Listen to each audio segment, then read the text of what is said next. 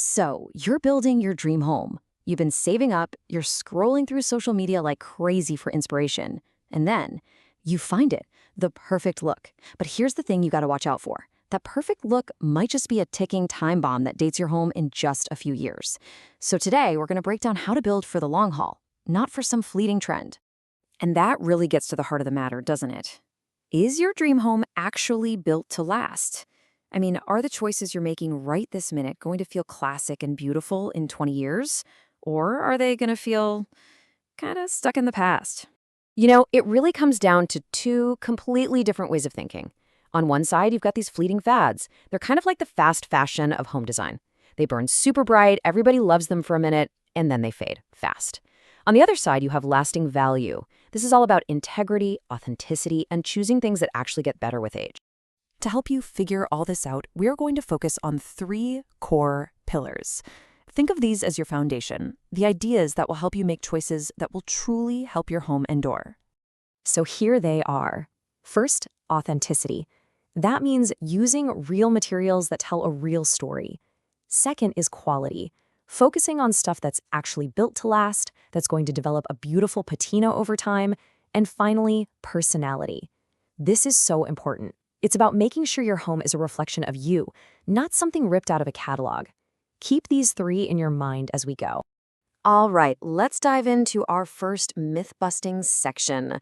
We're going to tackle two of the biggest trends from the last decade that are, let's be honest, quickly becoming design traps. We're talking about a specific color palette and a very, very familiar style. For the past 10 years, you could not get away from it. The all-gray interior. I mean, gray walls, gray floors, gray cabinets. It was everywhere. And it felt safe and neutral, sure, but the problem is, it often just lacks life. It can feel so cold, so sterile, kind of more like an office building than a warm and inviting home. The perfect antidote to all that flat gray is simply warmth. So instead of those cool tones, start thinking about grayish, that amazing mix of gray and beige. Or look at creamy whites and these really rich, earthy tones that you see in nature. These are the kinds of colors that just bounce light around and make a room feel so much more grounded. This quote just nails it, right? When a style hits that saturation point, it just stops being special. It becomes, well, standard. And that brings us perfectly to our next trend. Oh yes, we are talking about the modern farmhouse overload. You know the look. Painted shiplap on every surface, fake barn doors, signs with cursive that say gather. A much more sophisticated, lasting alternative is what's called organic modern. Instead of faking a rustic look, it uses authentic materials. Things like natural white oak, solid wood doors, and real stone that are only going to look more beautiful as they age. Okay, so let's see how these ideas of authenticity and warmth actually apply to the core spaces in your home. And by that, I mean the two rooms that have the biggest impact on your daily life, and of course your resale value, the kitchen and the living area. For the longest time, the all-white kitchen was the absolute gold standard. And listen, it looks great in a photo, but living in it, that's a whole other story. It can feel really sterile, almost like a laboratory. It shows every single fingerprint. And because it's all one color, it just completely lacks any sense of depth. So the solution is to create a kitchen that's more inviting, maybe even a little moody. Think about using two-toned cabinetry. Maybe a beautiful natural wood island with deep navy or forest green cabinets around the edge. That really grounds the room. Then add in some textured, handmade tiles that catch the light in an interesting way. You want the heart of your home to feel warm, not like an operating room. Next up, let's talk about the open concept floor plan. For like 20 years, everybody just wanted to knock down all the walls. But now we're starting to see the downsides.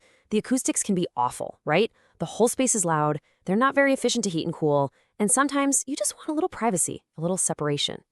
Well, the brilliant solution here is a strategy called broken plan living. Now, this isn't about going back to a bunch of tiny closed-off rooms. It's a really smart compromise. It uses architectural features like wide-cased openings or a double-sided fireplace to define different zones while still keeping that wonderful light, open flow. Okay, so you've got your layout, you've got your colors right. Now, let's talk about what you fill the house with. This is an area where a lot of people make a really common mistake that can undermine all the other great choices they've made. You have to, at all costs, avoid the matching furniture set. You know the one. The sofa, the love seat, and the chair are all exactly the same. The bedroom suite where every single piece is identical. It just creates this soulless showroom look that has zero personality. It's a shortcut that basically says you bought a look instead of curating a home. And to really understand why, let's just talk about longevity for a second.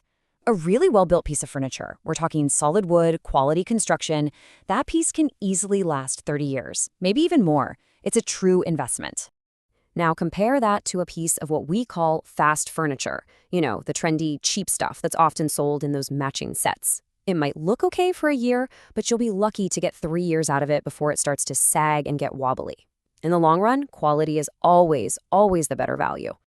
Now that we've covered some of the big trends to maybe steer clear of, let's pivot to the most important guiding principle of them all.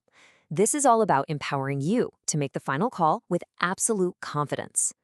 Here is a fantastic, super memorable rule of thumb for decorating. It's called the cantaloupe rule. To avoid visual clutter, just try to limit the number of decorative things in your home that are smaller than a cantaloupe. It's amazing how a few larger items can make a much stronger and cleaner statement. This whole idea of being thoughtful applies to your lighting too. You really want to avoid what some people call the Swiss cheese ceiling, just endless rows of can lights. Instead, great design always uses 3 layers. You've got ambient light for general brightness, task lighting for specific activities, and then accent lighting, which is like the jewelry of the room. It highlights your art or cool architectural features. And this really brings us to the ultimate point. This quote just says it all. After all the advice, all the rules, the best design is always, always personal. Trends are just guides. They're not the gospel. If you hate green, don't paint your kitchen green, no matter how popular it is. Your home has to work for your life. So we'll leave you with this one question. Forget about what's trending on social media right now. Instead, just ask yourself this. Based on the choices I'm making today, what story will my home tell in 20 years? Will it speak of those fleeting fads? Or will it tell a timeless story of quality, authenticity, and personality?